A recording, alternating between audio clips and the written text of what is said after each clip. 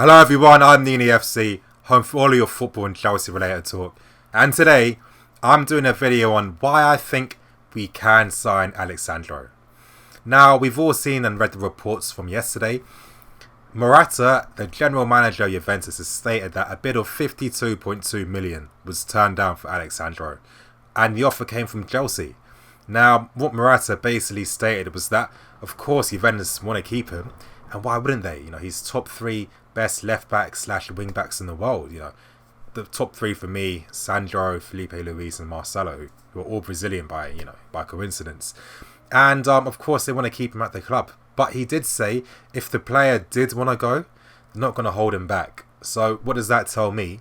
It means that we have to sell the dream. We have to sell the full package to Alex Sandro, because when it comes to agreeing a transfer fee, that shouldn't be difficult. Agreeing wages is going to be, that's the easiest thing to do. I mean, we just double whatever he's on.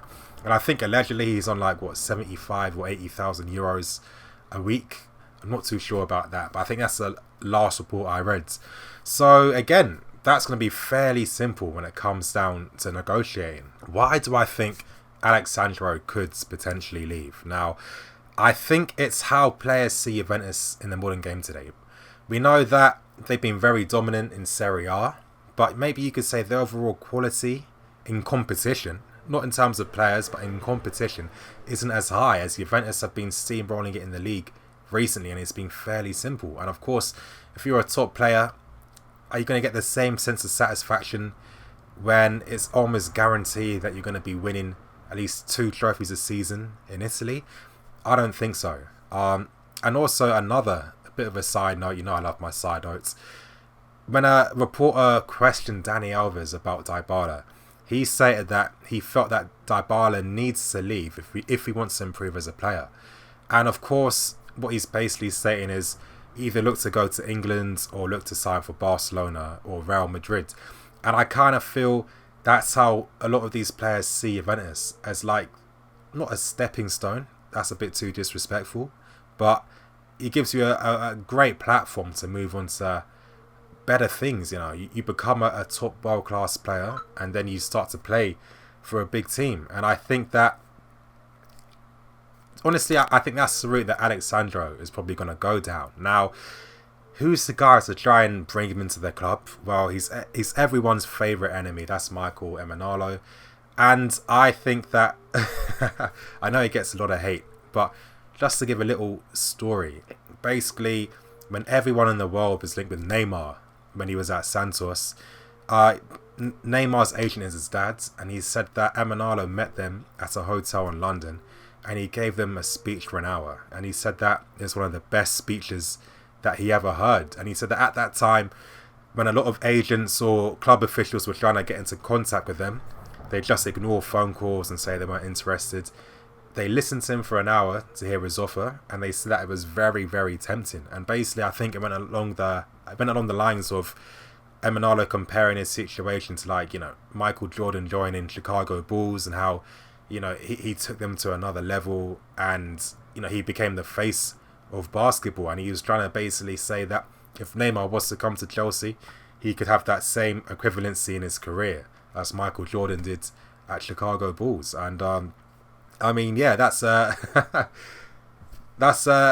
I mean, he's a great salesman, let's be serious. I mean, he's the reason why the likes of Hazard and co came to the club, especially when so many big teams were linked with him. So, I mean, there's a reason why he's still at Chelsea, otherwise he would have been gone by now. And I think that, if anything, he can be the guy to help persuade Sandro to sign for us. You know, he can tell him the lifestyle you'll live here is going to be better, why the Chelsea environment is better for your career. I'm sure that if he was to come to Chelsea, there's a much bigger chance that he could be the first choice left back in the Brazil national team.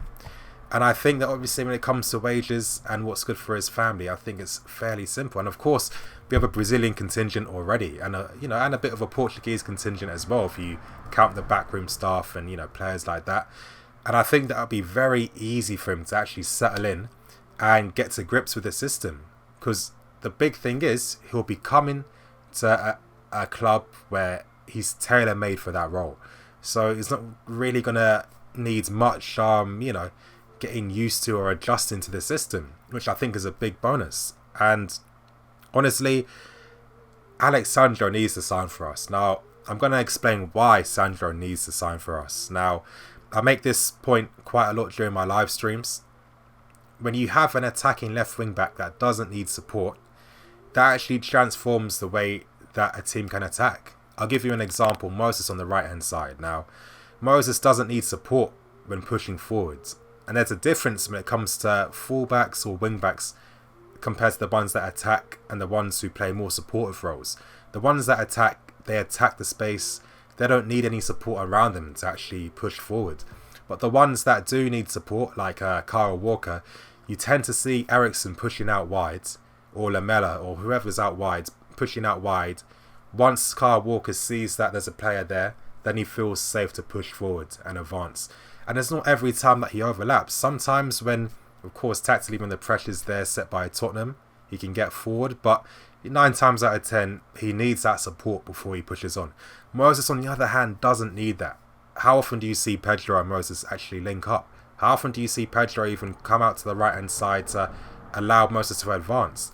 Moses can do that by himself, and in turn, that's what's helped transform Pedro's season last season, because he was able to play his natural inside forward role, where it's all about runs and behind, playing central, and being closer to the goal. Now, we have Eden Hazard, who is the best player in the league, top 5 in the world in my opinion. Now, he has Alonso on the left hand side, and a lot of times, because Alonso is more of a support wing back than an attacking one, a lot of times Hazard has to sacrifice his game in a way, because he has to push deeper or push out wide to allow Alonso to get forward. With Alex Sandro coming to the club, that problem's gone, and then we're going to see a more dangerous Eden Hazard who can play closer to the goal and hopefully get more chances on goal, shots on goal. Because the thing with Hazard is, he's clinical. When he's inside the box, you know that maybe, 9 times out of 10, that ball's going to go in the net. But the problem with Hazard is that he doesn't take enough shots. Now, sometimes there's certain games where he's just not shooting and being selfish enough. But a lot of times, the majority of times, it's because he's playing the more playmaker role for the team, where he's dropping deep, he's pushing out wide, he's bringing players onto him to create space. He's doing a lot of that. With Alex Sandro on the left-hand side, Hazard doesn't have to worry anymore about problems like that. He can focus more on affecting the goal, because Sandro is the equivalent of having like another Moses on the left-hand side in an attacking sense. Sandro is the best crosser in the world. I've been saying this for a while. I don't see anyone cross the ball as well as him. His technique is amazing. The way he gets forward too, he's comfortable one-on-one. Bombs forward, he always attacks the byline as well. And I think that's really going to help the front three and transform our attack.